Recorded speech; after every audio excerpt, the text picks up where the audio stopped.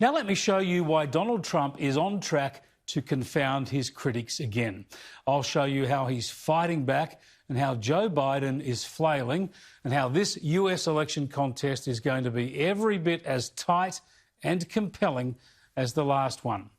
The president wants to talk about law and order. That's his key attack point, while Joe Biden wants to attack Donald Trump over his handling of the pandemic. Now, let's start by looking at how different American politics is to our own, how distant the main players are from real people compared to the way we conduct politics in this country. Have a look at this. Joe Biden finally gets out and about, away from his home, and what does he do? He delivers pizzas to first responders from the back of his big, heavily secured vehicle. All very natural, I don't think. And have a listen to what a protester yells at him. Hey, Joe! You finally got out of the basement!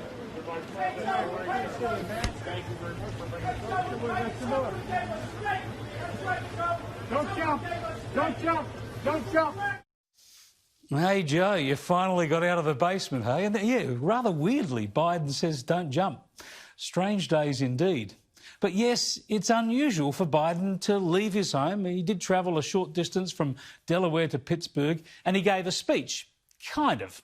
What he really did again was read a teleprompter to an empty room. He'd been goaded by the president on law and order, and he made this counterattack. He keeps telling you, if only he was president, it wouldn't happen. If he was president. He keeps telling us that he was president, you'd feel safe. Well, he is president, whether he knows it or not. And it is happening. It's getting worse. And you know why? Because Donald Trump adds fuel to every fire. And Biden told us that under him, things could be different. If I were president, my language would be less divisive. I'd be looking to lower the temperature in this country, not raise it. I'd be looking to unite the nation.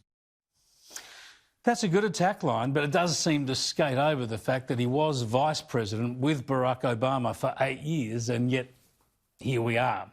Still, apart from law and order, Biden wanted to focus on the pandemic, seen as Trump's greatest weakness. Do you really feel safer under Donald Trump? Mr. Trump, you want to talk about fear?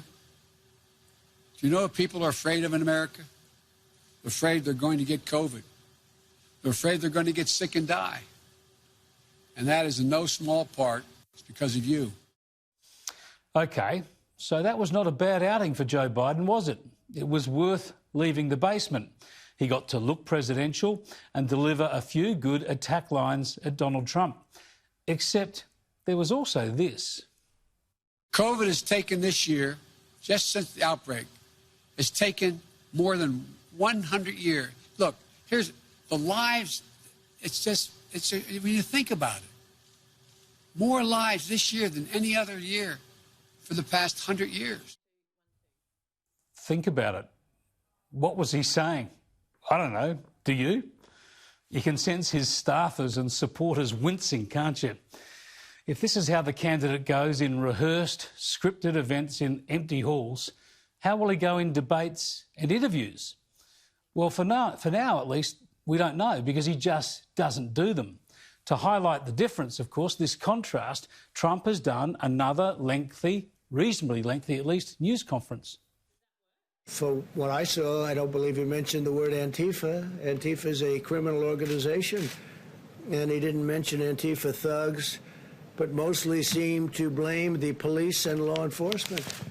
He went on point after point after point. He even talked about those on the right, but he didn't talk about those on the left, and those on the left are the problem, and Antifa is the problem. The rioters and Joe Biden have a side. They're both on the side of the radical left. And then he backed it up with another one-on-one television interview. The Democrats have lost control of the radical left. And if you look at Bernie and I call it the manifesto that was agreed to with Biden and his group, that's further left than Bernie ever was. They won't be able to control these people. These people have lost control of these people, and it's hurting them. Don't forget, Biden wasn't going to come out of his basement until the election. By the time Trump made that attack, Biden might have been back home. I guess he might pop out again sometime soon to respond or issue a video from the basement. This campaign is going to be every bit as weird as it is polarised.